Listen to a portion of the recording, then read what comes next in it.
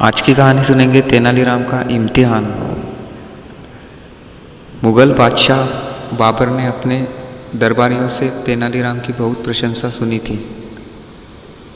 एक दरबारी ने कहा, आलम पनाह, तेनालीराम की हाजिर जवाबी और अक्लमंदी बेमिसाल है। बाबर इस बात की सत्यता परखना चाहता था।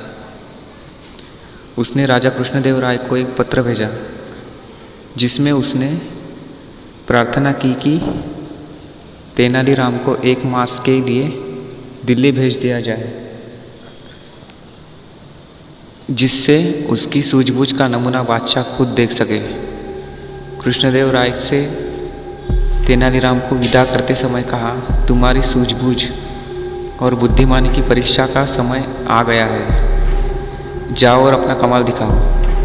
अगर तुम पुरस्कार ले आए तो मैं भी तुम्हें 1000 सुवर्ण मुद्राएं दूंगा, और अगर तुम पुरस्कार न प्राप्त कर सके तो मैं तुम्हारा सिर मुंडवाकर दरबार से बाहर निकाल दूंगा। तेनालीराम के दिल्ली पहुंचने की सूचना जब बाबर को मिली तो उसने अपने दरबारियों से कहा, हम इस आदमी का इम्तिहान लेना चाहते हैं। मेरी ताकीद है कि आप लोग इसके मजाकों पर न हंसे। यह आदमी यहाँ से आसानी से इनाम हासिल करके न जाने पाए। दरबार में पहुंचकर तेनालीराम ने अपनी बातों से बादशाह और दरबारियों को हंसाने का प्रयत्न किया। यह क्रम 15 दिन तक चलता रहा, लेकिन कोई न हंसा।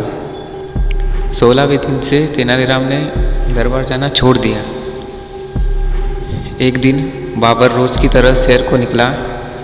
साथ में एक नौकर था जिसके हाथ में अशर्फियों की थैलियाँ थी। बादशाह ने देखा कि सड़क के किनारे एक बहुत बूढ़ा व्यक्ति खोदकर उसमें आम का पौधा लगा रहा है। उस व्यक्ति की कमर झुकी हुई थी। बाबर ने उसके पास जाकर कहा, बूढ़े मियाँ, यह क्या कर रहे हो? आम का पेड़ लगा रहा हूँ। उस बूढ़े मियाँ ने कहा, इस इलाके में यह पेड़ कम पाया जाता है, इसलिए अच्छी बिक्री होगी, लेकिन आपकी उम्र तो काफ़ी अधिक है। इस पेड़ के फल खाने के लिए आप तो होंगे ही नहीं, फिर इस मेहनत से क्या फ़ायदा? बाबर ने कहा, आलम पनाह, मेरे अब्बाजान ने जो पेड़ लगाए थे उनके फल मुझे खाने को मिले, इसी तरह मेरे लगाए हुए पेड़ के आम कोई और खाएगा। जब मेरे लिए अब्बाजान ने पेड़ लगाया तो मैं दूसरों की खुशी के लिए ऐसा क्यों न करूं? बूढ़ा बोला, हमें आपकी बात पसंद आई।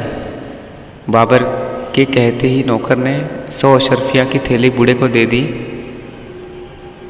बादशाह सलामत बहुत मेहरबान है, बूढ़े ने कहा।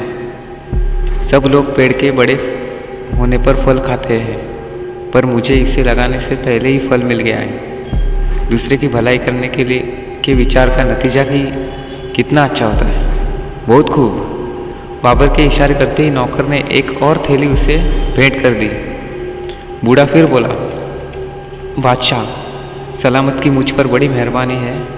यह पेड़ जब जवान होगा तो साल में 1 बार फल देगा, पर आलम पनाह ने तो इसे लगाने के दिन ही 2 बार मेरी झोली भर दी। बाबर ने इस बार भी खुश होकर उसे एक थैली देने का आदेश दिया और हंसते हुए अपने नौकर से कहा कि चलो यहाँ से, नहीं तो यह बूढ़ा हमारा खजाना खाली कर देगा। एक पल इंतज़ार कीजिए आलम पनाह। ऐसा कहते हुए बूढ़े ने अपने कपड़े उतार दिए। तेनालीराम को अपने सामने देखकर बाबर बहुत हैरान हुआ। तेनालीराम ने फिर कहा, बादशाह सलामत बहुत मेहरबान है। तेनालीराम ने कुछ ही देर में आलम पनाह से 3 बार इनाम पा लिया है। बाबर ने कहा, तेनालीराम, तुम्हें इनाम देकर मुझे ज़रा भी अफसोस नहीं है। तुमने इसे हासिल करने के लिए बहुत समझदारी से